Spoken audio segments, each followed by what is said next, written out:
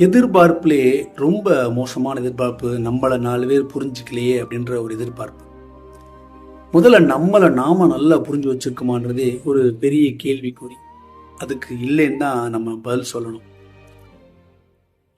நம்மளை நாம புரிஞ்சுக்கிட்டு இருந்தோம்னா தவறான முடிவுகள் எடுத்திருக்க மாட்டோம். பல சந்தர்ப்பங்கள் பல நல்ல முடிவுகள் எடுத்திருப்போம், அதே சமயத்தில் பல தவறான முடிவுகள் எடுத்திருப்போம். அதற்கு காரணம் நம்மளை நாமே புரிஞ்சுக்கிட்டதில்லை. நமக்கு என்ன வேணும்னு சரியான ஒரு புரிதல் இல்லாத காரணம் தான் அது. இது யாருக்கு வேணாலும் வரலாம், எந்த வயதிலையும் வரலாம், எவ்வளோ பெரிய ஆளுக்கும் வரலாம். அதுக்கு ஒரு நல்ல உதாரணம் சொல்லணும்னா சூப்பர் ஸ்டார் ரஜினிகாந்த் 70 வயசில் பல சக்ஸஸை கொடுத்த மனிதர். ஆனால் புரிதல் இல்லாதனால, தனக்கு என்ன வேணும் தெரியாததுனால, தனக்கு என்ன பாதை சரியாக இருக்குன்னு தெரியாததுனால ஆன்மீக அரசியல்னு அறிவிப்பு. நம்மளையே நம்ம இமயமலையில் போய் தேடிட்டு இருக்கோம். நம்ம எங்கே இருக்கோன்றது இமயமலையில் போய் தேடிட்டு இருக்கோம். அப்போ நம்ம அரசியல் நடத்த முடியுமா? முடியாது. அதெல்லாம் அமைதிப்படை சத்யராஜ் மாதிரி கேரக்டர் தான் செட் ஆகும்.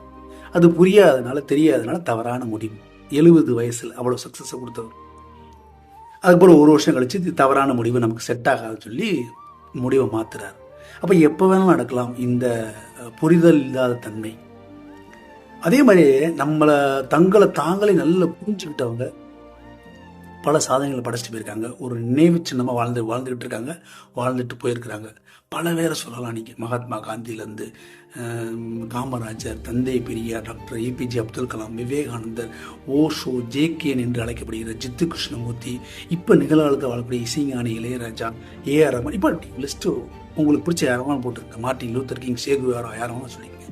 எல்லாரும் தங்களை தாங்கள் நல்லா புரிஞ்சுக்கிட்டவங்க, தனக்கான பாதையில் கரெக்டாக போனவங்க. ஸோ முதல்ல அடுத்தவங்க நம்மளை புரிஞ்சுக்கணுமா, அடுத்தவங்கள அவங்களுக்கு புரிஞ்சுக்க தெரியாது. அப்புறம் எப்படி அவங்க நம்மளை புரிஞ்சுக்க போகிறாங்க? ஸோ நம்மளை நாம் நல்லா புரிந்து கொண்டு நம்ம பாதையை தான் தெளிவாக வைத்து கொண்டு அதில் நடந்து போனோம்னா வாழ்க்கை தவறான முடிவுகள் குறையும், நல்ல முடிவுகள் அதிகரிக்கும். வாழ்க்கை முன்னேற்ற பாதையில் எடுத்து செல்லலாம். நல்ல சிந்தனைகளை விதைப்போம், நம்பிக்கை வளர்ப்போம். நன்றி.